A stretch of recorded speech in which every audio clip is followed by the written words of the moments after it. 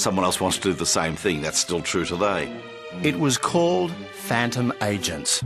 The network had high hopes. We used to watch that to get our fix of the samurai when it wasn't on, but I never quite liked it so much because it wasn't as, well, picturesque, because it was set in Tokyo in the 20th century and they looked like motorcycle cops. You shouldn't have shot him. A gun's our last resort. Always remember, we're Phantom Agents. I still remember that, and, they had all the samurai, but it was in modern day. It was halfway interesting, but it certainly wasn't the samurai. The show had several reruns, and I guess a lot of people then were sated with it and they found other things to be interested in. In order to save Earth from the attacks of the Megolians, they must once more present the globe meter to one of their fellow creatures and send him to Earth.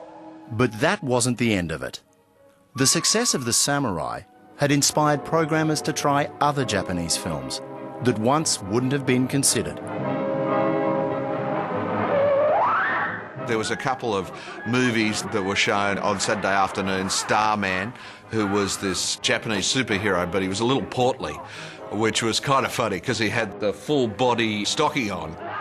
If Starman, turned side on, you sort of go, wow, Starman, you got to lay off on those Kirin beers, you know what I mean? Shintaro, Koga Ninja, what are you trying to do? It was only the samurai with Shintaro and his ninjas that really clicked. Even now, more than 3 decades later, it still connects with its old audience. Gary was part of a samurai season that toured the country showing old episodes. This was from one of the shows that we did at the Valhalla Cinema. Every show we did was a sellout, smash success. Wonderfully done.